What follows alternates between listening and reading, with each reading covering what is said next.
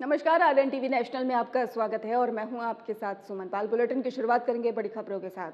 हरियाणा के मुख्यमंत्री नायब सिंह सैनी लगातार किसानों के लिए काम कर रहे हैं। उन्होंने कहा कि किसानों की मेहनत से उपजे अनाज को सुरक्षित रखने के लिए राज्य में पर्याप्त वेयर हाउस और साइलो का निर्माण बेहद जरूरी है। उन्होंने अधिकारियों को निर्देश दिए कि अनाज भंडारण की समस्या को लेकर स्थायी समाधान जल्द तैयार किया जाए। मुख्यमंत्री ने हरियाणा सिविल सचिवालय में आयोजित बैठक की अध्यक्षता करते हुए ये भी जानकारी दी कि शहबाद और अंबाला के बीच में रेलवे और सड़क मार्ग के समीप एक बड़ा साइको और विशाल एयर हाउस स्थापित करने की योजना बनाई जाए, जिससे कि कम लागत में पूरे देश से कनेक्टिविटी सुनिश्चित हो सके। उन्होंने अधिकारियों को निर्देश दिए लगभग 100 एकड़ भूमि चिन्हित कर 1 माह के भीतर में योजना तैयार की जाए। साथ ही उन्होंने ये भी कहा कि किसानों के अनाज के सुरक्षित भंडारण के लिए आधुनिक सुविधाओं का विस्तार किया जाएगा।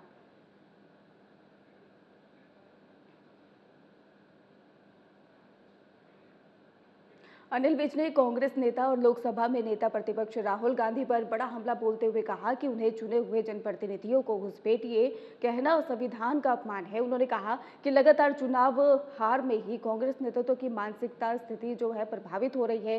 विज ने यह भी कहा कि हरियाणा विधानसभा के आगामी सत्र में राहुल गांधी के खिलाफ में निंदा प्रस्ताव लाया जाएगा। पंजाब के मुख्यमंत्री भगवंत मान के बयान पर पलटवार करते हुए विज ने यह भी कहा कि बीएसएफ कार्यालय के बाहर हुए ब्लास्ट को लेकर दिया गया बयान गैर जिम्मेदार ना है और मुख्यमंत्री को अपने आरोप साबित करना चाहिए, वरना इस्तीफा देना चाहिए। उन्होंने पंजाब और केंद्र की राजनीति पर भी टिप्पणी करते हुए कहा कि देश के कई राज्यों में बीजेपी सरकार विकास कार्यों के दम पर दोबारा सत्ता में आ सकती है। Parliament and contempt of assemblies, बार बार चुनाव हार कर वो अपने होश खो चुके हैं। देश में नियम पूर्वक चुनाव होते हैं, चुनाव आयोग चुनाव कराता है और चुने हुए प्रतिनिधियों को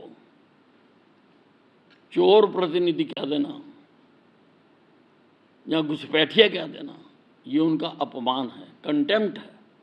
हम अपनी अगली विधानसभा में इसके खिलाफ प्रस्ताव लाएंगे कि जो इन्होंने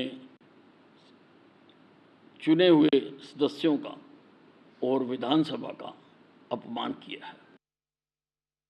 रेवाड़ी में नगर निकाय चुनाव प्रचार के दौरान में राजनीतिक बयानबाजी तेज हो गई है। बीजेपी प्रत्याशी विनीता पीपल के समर्थन में प्रचार के लिए पहुंची आरती सिंह राव ने पश्चिम बंगाल की राजनीति को लेकर बड़ा बयान दिया। स्वास्थ्य मंत्री आरती सिंह राव ने पश्चिम बंगाल की मुख्यमंत्री ममता बनर्जी पर निशाना साधते हुए कहा कि बंगाल में लोकतंत्र का माहौल बनाया जा रहा है और वहां का हालात ठीक नहीं है। उन्होंने ये भी कहा कि जनता अब विकास चाहती है और बीजेपी को ही बेहतर विकल्प मानती है।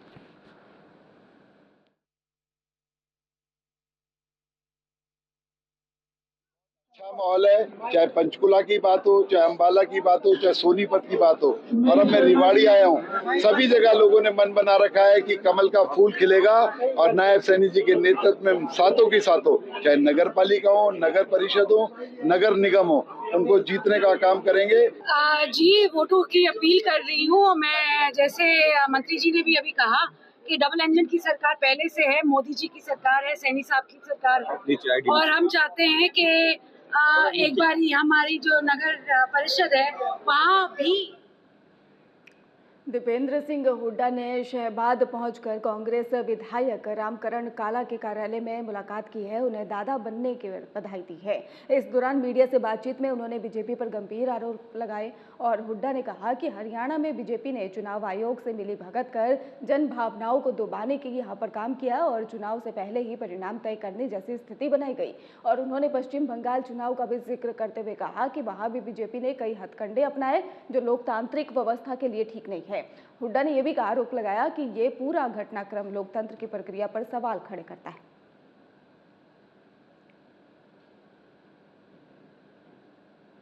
रामकरण काला जी को बड़ी खुशी की बात है, आज भी पता चला तो आज ही हुआ ये सौभाग्य प्राप्त आज ही हुआ सुबह। तो ये मेरे को जानकारी मिली तो एक बार रुक के बधाई देने के लिए हम रुके। अभी नगर निगम चुनाव है, अम्बाला में मीटिंग है, उसमें हम जा रहे हैं। और बाकी जो स्टेटों के चुनाव हुए, केरल में कांग्रेस की सरकार बनी है। केरल वासियों को धन्यवाद करते हैं। केरल के कांग्रेस के नेताओं को मैं बहुत बधाई भी देता हूँ। कांग्रेस की 3 सरकारें थी, अब 4 हो गई, जो है हिमाचल, तेलंगाना और कर्नाटक के बाद अब केरल में चौथी प्रदेश ऐसा है जहाँ कांग्रेस का मुख्यमंत्री बनेगा। तो बहुत बहुत बधाई केरल वासी। जो है जिस तरीके के आरोप लग रहे हैं वो कोई नई बात नहीं। हरियाणा में भी हमने देखा है कि भारतीय जनता पार्टी चुनाव आयोग से मिली भगत करके हर तरीके से जन भावना को अलग अलग व्यवस्थाओं से हराने का कार्य करती है। ये हरियाणा में भी देखा, मुख्यमंत्री नायब सिंह जी ने खुद कहा था कि हमारे पास सारी व्यवस्थाओं का इंतजाम है और उनके आधार पर सरकार बनाएंगे। तो वहाँ भी इस तरह के आरोप लगे कि भाजपा ने कोई हर तरह के हथकंडे अपनाए, हर तरह की साजिश षड्यंत्र रचे गए। तो ये वहाँ भी बातें आई है जो प्रजातंत्र की उम्मीद है कांग्रेस पार्टी को लोग जिताएंगे। भाजपा के अहंकार और भाजपा के भ्रष्टाचार पे नकेल डालने के लिए, उन पे अंकुश लगाने के लिए लोग निकाय चुनाव में कांग्रेस पार्टी का। भिवानी शहर में पेयजल संकट को लेकर लोगों का गुस्सा लगातार बढ़ता जा रहा है। पिछले 2 सप्ताह से कई कॉलोनियों में पानी की किल्लत के चलते आमजन परेशान है, जिससे विरोध में कांग्रेस ने पब्लिक हेल्थ कार्यालय का घेराव किया। कांग्रेस कार्यकर्ताओं ने सरकार और प्रशासन के खिलाफ नारेबाजी करते हुए कहा कि पानी जैसी मूलभूत सुविधा लोगों तक पहुंचाने में पूरी व्यवस्था फेल साबित हो रही है। प्रदीप गुलिया ने भी आरोप लगाया कि शहर के कई इलाकों में कहीं 1 दिन छोड़कर तो कहीं 2 दिन से 5 दिन बाद पानी सप्लाई हो रही है, जिससे लोगों को भारी परेशानियों का सामना करना पड़ रहा है। उन्होंने कहा कि निनाण, डाबर और महम रोड में मौजूद 3 प्रमुख जलघरों के माध्यम से शहर के 31 वार्ड में पानी सप्लाई होती है, लेकिन पुरानी मोटर कैपेसिटी और पाइपलाइन की कमी के कारण आपूर्ति प्रभावित हो रही है।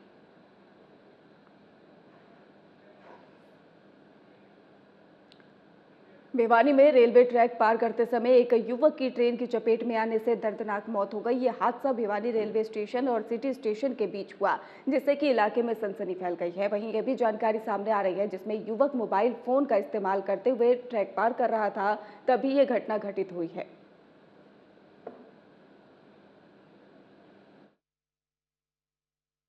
ये आज रात की घटना है। 2:45 बजे के आसपास रेलवे मेमो से सूचना मिली थी कि भी एक MRO हो गया है सिटी स्टेशन की साइड में। तो हम मौके पे पहुंचे, वहाँ पे रेलवे कर्मचारी निगरानी पे मिला लाश की। तो हमने उसके आसपास देखा तो एक मोबाइल भी मिला। वो ट्रेन की चपेट में आने से उसकी मौत हो चुकी थी मौके पे ही। मोबाइल को जब हमने उसके अंगूठे से, फिंगर से ओपन किया तो उसमें लास्ट कॉल उसके पापा से बात हो रखी थी। हमने फिर उसके पापा से बात की। उन्होंने बताया कि भी मेरी बात हो रखी थी, उसी टाइम पे इसके साथ ये हादसा हुआ है। आवाज़ आई थी एकदम से, लेकिन उसके बाद मैंने कॉल किया तो कॉल अटेंड नहीं हुई। इसकी सूचना परिजन पा के मौके पे आए, उनको हालात दिखाए। ये मामला प्रथम दृष्टि में रेलवे दुर्घटना है। इसका नाम मोहित है, इसके पिताजी का नाम रामलाल है। ये चांग गाँव का रहने वाला है और एनिमल हस्बेंड्री डिपार्टमेंट में एनिमल अटेंडेंट के तौर पर काम कर रहा था। ये रात को ड्यूटी वगैरह से लेट होने के कारण घर जा रहा था, इनके परिजनों ने बताया है। इसके पापा ने बताया स्पेशली फ़ोन पे कि भी मेरे से बात हो रही थी और ये कह रहा था कि मैं ऑटो के माध्यम से आ रहा हूँ, ऑटो पकड़ के आऊँगा, मैं थोड़ा लेट हो गया आज ड्यूटी से।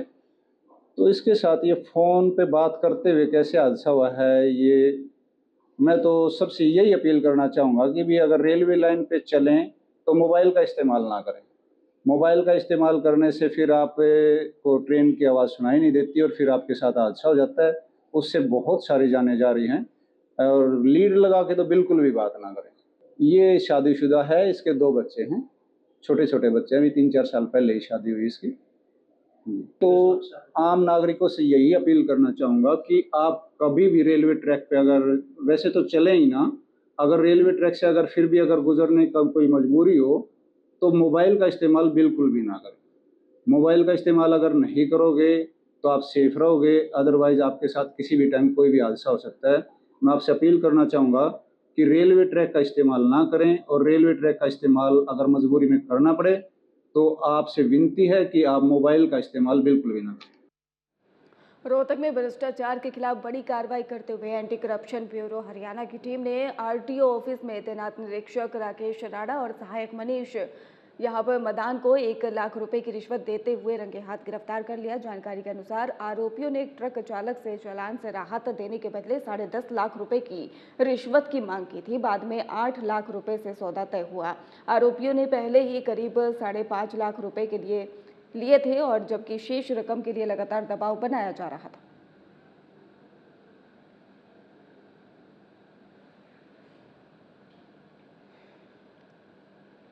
महेंद्रगढ़ के नारनौल में देर रात को बदमाशों ने एक खड़ी इको गाड़ी को निशाना बनाते हुए उसके शीशे तोड़ दिए और वाहन को बुरी तरह से क्षतिग्रस्त कर दिया।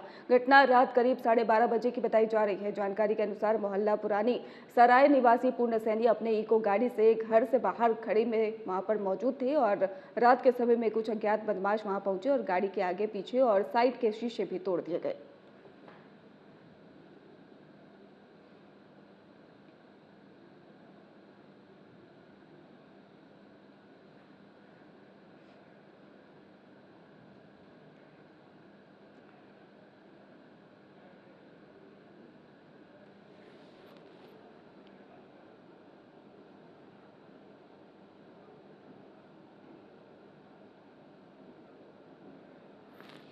तो महेंद्रगढ़ से आपको खबर बता रहे जहां पर देर रात बदमाशों का आतंक देखने को मिला। आपको बता दें कि कार के शीशे तोड़ दिए गए और इसके साथ ही बताया जा रहा है देर रात की यह घटना है जहां पर यह वारदात को अंजाम दिया गया। तो हरियाणा के पानीपत की पूजा विहार कॉलोनी में एक 32 वर्षीय शिव कुमार की लोहे की रोड से हमला करके हत्या कर दी गई। आरोप है कि कॉलोनी के साथ में रहने वाले युवक साहिल ने इस वारदात को अंजाम दिया। परिजनों के अनुसार ही देर रात साहिल ने घर का गेट खटखटाया। जैसे ही शिव कुमार ने गेट खोला, साहिल ने उसके सिर पर लोहे की रोड से हमला कर दिया। घायल शिव कुमार पूरी तरह से बताया गया कि वहीं पर खड़े रहे और जिसके बाद परिवार को जानकारी मिली और परिजन जो है वो तुरंत ही अस्पताल पहुंचे।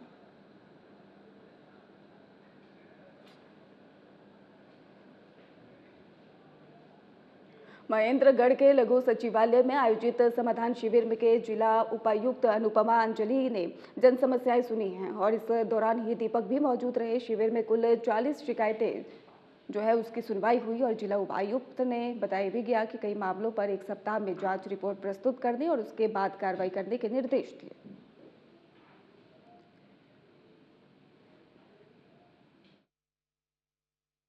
चालीस शिकायतें आई थी और अधिकतर शिकायतों का मौके पे ही हमने समाधान कर दिया है।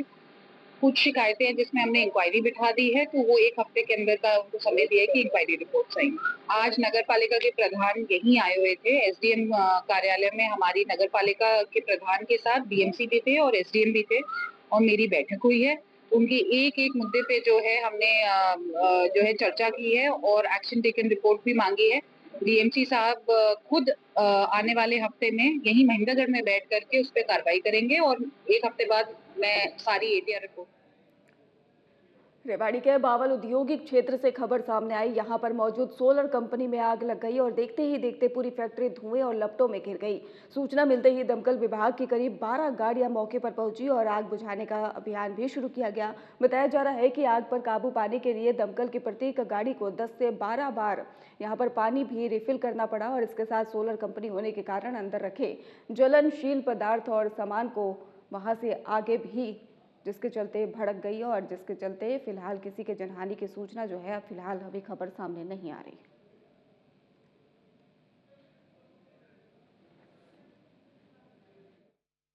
मैं संजय डल्लो, सब fire officer, fire station Rewari से। ये यूपीएल सोलर बैटरी की कंपनी है जिसमें रात को 10:57 पे हमें सूचना मिली थी कि इसमें आग लगी हुई है। तो इसमें बैटरी और थिनर वगैरह है। देखो, हमारे जो डिस्ट्रिक्ट की गाड़ियाँ थी, रेवाड़ी डिस्ट्रिक्ट की गाड़ियाँ 12 गाड़ियाँ हमारे मौके पे आई हैं, जैसे धारूड़ा से है, कोसली से है, रेवाड़ी से है और अपने IMT बावल से है, बावल साइड से। देखो, अब इसमें चक्कर तो हम न जैसे यहाँ नज़दीक हमें पानी में मिल गया था, लेकिन फिर भी एक गाड़ी का कम से कम 12-15 के करीब चक्कर जैसे एक गाड़ी की लग गई। देखो, इसमें बैटरी वगैरह बढ़ती रही और UPS पैनल वगैरह, सोलर पैनल वगैरह वो थे। तो इसमें हमने काफ़ी बचाव भी किया है क्योंकि इनका जो मटेरियल तैयार था उनको भी हमने बाहर निकलवाया। आसपास की जो कंपनियां थी उनको भी हमने बचाया है और इस कंपनी में नुकसान की अगर हम बात करें तो नुकसान में तो अभी देखो इसका पूरा मौका मुआयना किया जाएगा, कितनी मशीनें थी, कितना इनका मटेरियल था, ये तो इन लोगों के पास डाटा होगा, वो बताएंगे कि हमारे पास इतना तैयार माल था, इतना हमने बचाया है। आप देख रहे हो हमने बाहर जो है रोड पे भी माल लगवा रखा है, ये हमने आग लगती हुई उसमें से निकलवा के अर्ज बचाया। जन हानि का तो कोई वो नहीं है अभी तक कोई। हिसार में रेड स्क्वायर मार्केट में मौजूद होटल में अचानक से भीषण आग लग गई। आग इतनी तेज थी कि बताया जा रहा है कुछ देर में पुराना होटल धुएं और आग की लपटों से घिर गया।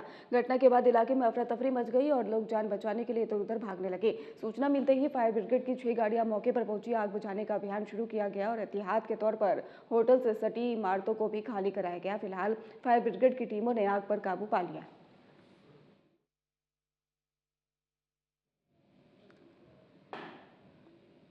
धर्मेंद्र प्रधान के विज्ञापन भवन नई दिल्ली से विद्यालय प्रबंधन समितियों के लिए दिशा निर्देश 2026 का औपचारिक शुभारंभ किया।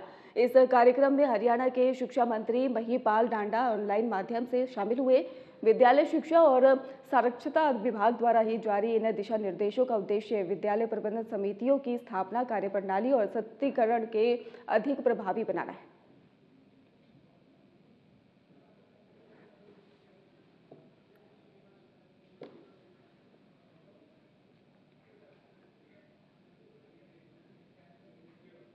फिलहाल खास बुलेटिन में बस इतना ही। आप देखते रहिए RN टीवी नेशनल।